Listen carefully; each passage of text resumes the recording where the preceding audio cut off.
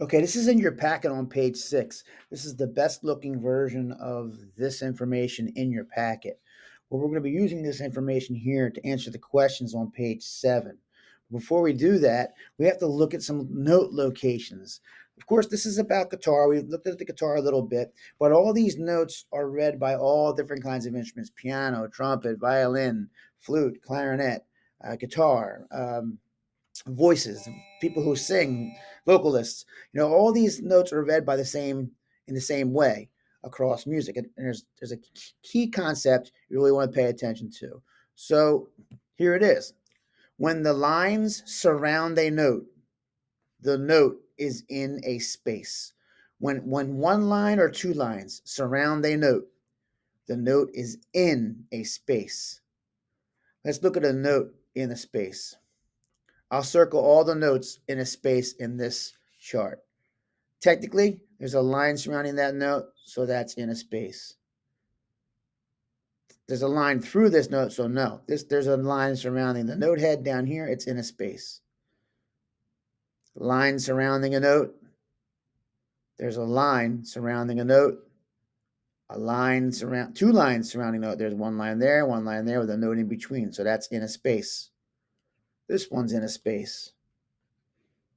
Two lines surrounding a note. That note's in a space. Two lines surrounding a note. That note's in a space. One line on either side of the note. That note's in a space. All the other ones, this one here has a line going through the note. Let's take a special look at the line going through the note here. So we don't want it to be too. There we go. Here we go. So this line here is going through the note. If you could still see it, it would be through it. That's why when a line goes through a note, then the note is on a line. Look, here it is again. Lines going through that note. So the note is on a line.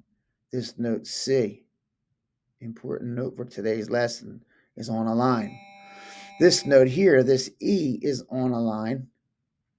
Actually, the first line of the staff. That's line 1 of the staff, line 2, line 3, line 4, line 5.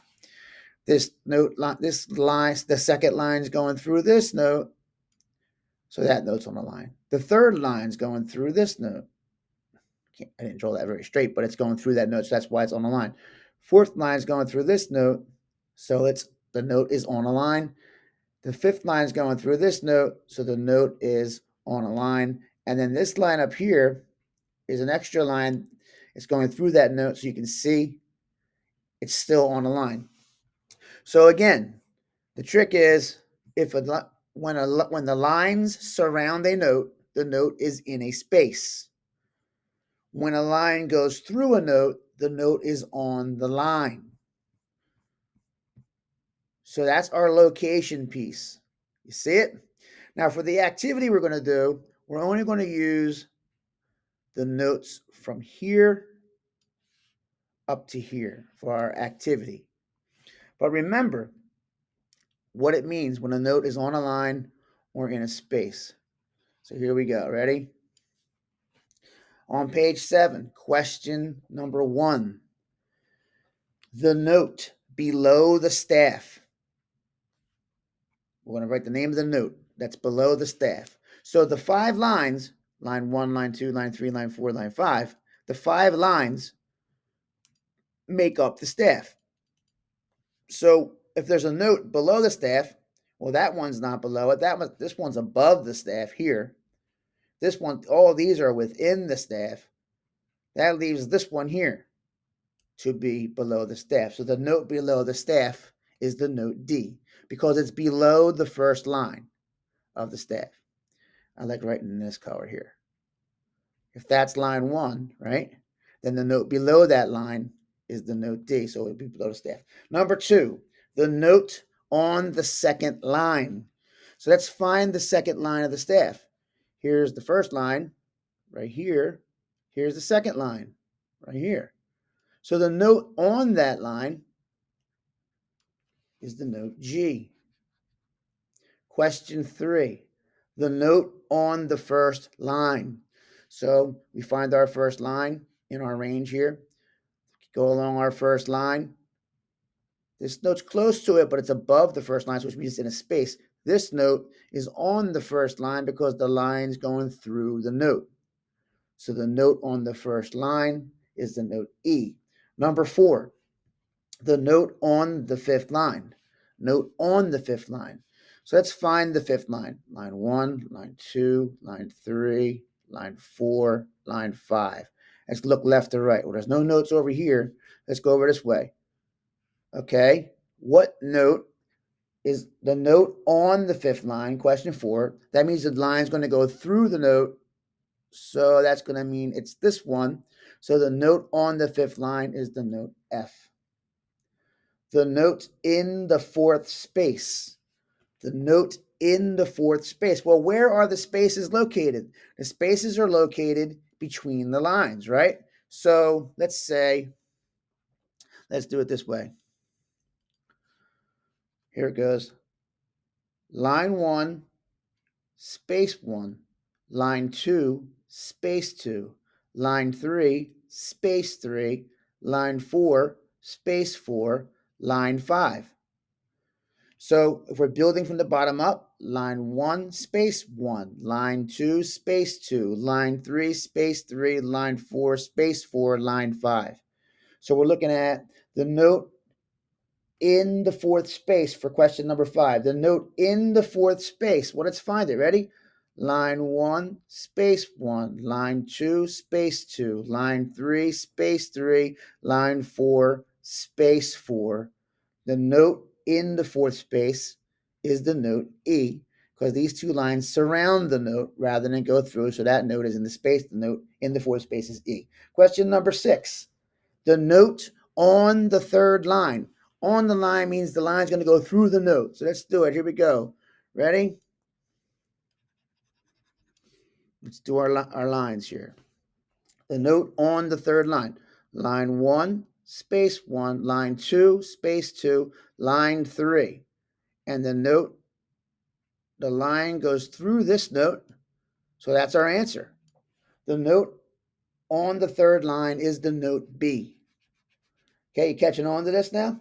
Here we go. Let's go to number 7. The note in the first space. The note in the first space. And I'm not going to give you a big clue and be close to the answer this time, but we will still figure out where our lines are. So we're looking for the note in the first space. The note in the first space. You ready? Here we go. So here's the first line. Here's the first space. Okay, let's look left to right. Let's look over here. There's no notes over here in that first space. But if we go to the left, we can see this note's close to the first space, but it's on the second line above it. This note is in the first space because the first line is below it and the second line's above it. See it? So our note answer is for that one. The note in the first space is the note F. Number 8, the note in the second space. Anybody got that one? The note in the second space. Look at the chart. Look at the lines. Look at the spaces. Line 1, space 1. Line 2, space 2. What note lives in the second space? If you said A, you're correct. The note in the second space is A. Question 9. The note in the third space. The note in the third space. Anybody have that one? Raise your hand. The note in the third space. Okay, let's see if you were right. Ready? Here we go. Line 1, space 1. Line 2, space 2. Line 3, space 3. What notes live? Nothing over here is living in the third space. But we go to our left. We found the note C is in the third space. That's correct. The note in the third space is the note C. All right.